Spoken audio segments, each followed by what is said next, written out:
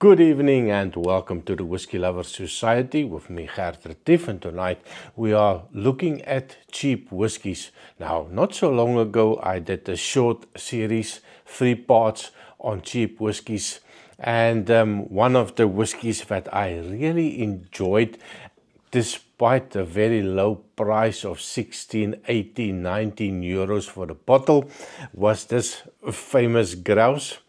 And one of the subscribers said, have you tried the smoky black famous grouse whiskey? Now, I have not tried it, and I thought, well, it may be a good idea to give it a try. And of course, last week here in Belgium was Father's Day, and my son picked me up a nice famous grouse smoky black. And this is a blended Scotch whiskey, 40% ABV, definitely way colored, well, maybe a little bit colored to death, but definitely some E150 coloring added to this one. But price-wise, I think he told me it's about 17 euro. Was on special. Was for Father's Day, so I was quite looking forward to giving this a nosing and tasting, and to see, well, it is a combination or blend of some Islay whiskies as well as some Highland peated whiskies. So quite looking forward to giving this a nosing and tasting. Freshly cracked bottle, one of those very difficult to pour whiskies with a little bit of a stopper in it. It really takes some time to pour something out of it. So quite looking forward to giving a tasting and to see if there's something that I would enjoy in the future. I'm not that big peat fan. Some of the peat can be a little bit offensive for me, but Highland peat is always nice, especially with a little bit of a sweetness that they can add to it, maybe a little bit of a Pedro Ximénez sherry. So on this one, color-wise, yeah, it is a dark amber color. All of that little bit of a nice coloring that they added just to make it look fantastic. Nose-wise, cheers. Actually, it's quite pleasant. Now, I just want to put the lid on quickly. I don't want to have a little wee accident on this one. So they do say smoky black, smooth, peaty and aromatic. Now, I'm not so sure. The peat is there, but it's definitely not the type of peat from that I would pick up from an Islay peat. There's a lovely sweetness to it. There's almost a little sherry cask influence in it. That peat is, well, very little peat on it. There's a little bit of a perfuminess that comes out. That peat is right at the back. More towards maybe a little bit of a Johnnie Walker Black Label. It feels dark.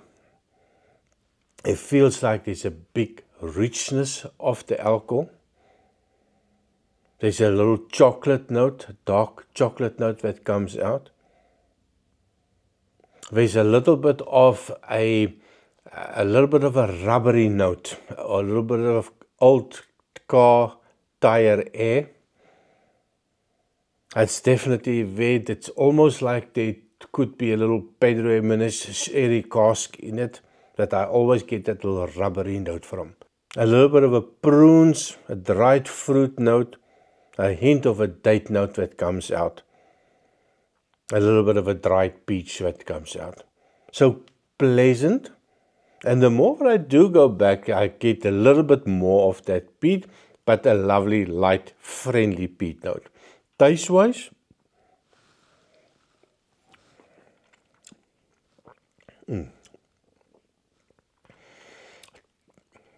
the nose was okay, nothing complex, but a friendliness to it. The taste, 40% ABV, it's very flat.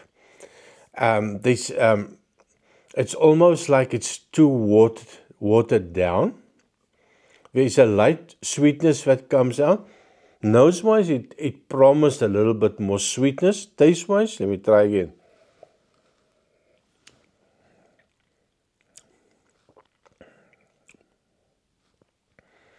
Surprisingly, there's a little bit of an alcohol bite in it.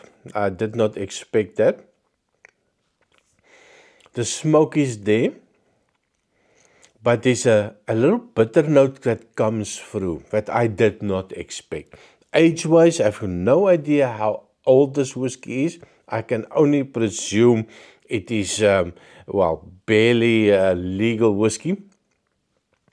But there's quite a bitter note that forms, which I'm a little bit surprised at. Now, from where that come from, what the maturation is, I can only presume there is some ex-bourbon maybe, and maybe a little bit of a European oak. Not so sure, but really, nose-wise, I was quite happy. Taste-wise,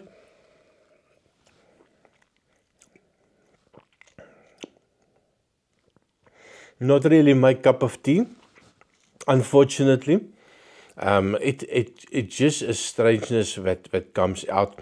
That bitter note, bitter chocolate, dark chocolate, a little espresso note that comes out. And it just covers the mouth. There's a little sourness that comes out. Definitely not one of the best whiskies that I've tried. 16, 17 euros, I think, on special. Will I buy it again? Or will I ask my son to buy it again? I'm not sure. I don't think so. Maybe it will be good in some cocktails.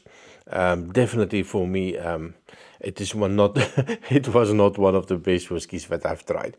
For me, there's the normal Famous Grouse. This one, I think, was much better. But I also did mention the QR codes at the back that you can get. I did download this QR code for this bottle. They don't really give a lot of information, but at least they will tell you there is some color added to this one. And by the looks of it, quite a lot of color. One more try.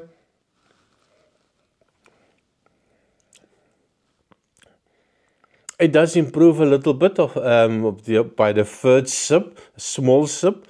That intensity of that bitterness that comes out for me is not really that good.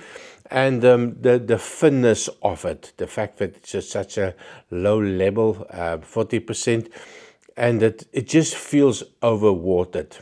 It feels like they've added way too much water. Maybe 43%, 46% might be a little bit better. But in general, not really a fantastic whiskey for me. One more try.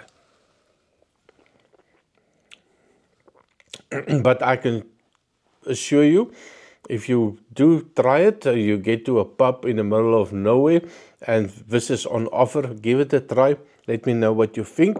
Now, I also got another little gift for Father's Day, and this will be in the next video, so keep an eye out for it. This is the Black Grouse. I must admit, I love the bottle. It comes in a box as well, a lovely black box with little raised lettering. I do like it.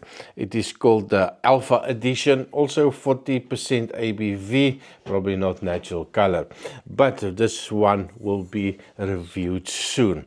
So thank you very much for watching. Please remember to like, share and subscribe, and I see you next time with another Famous Grouse. Cheers.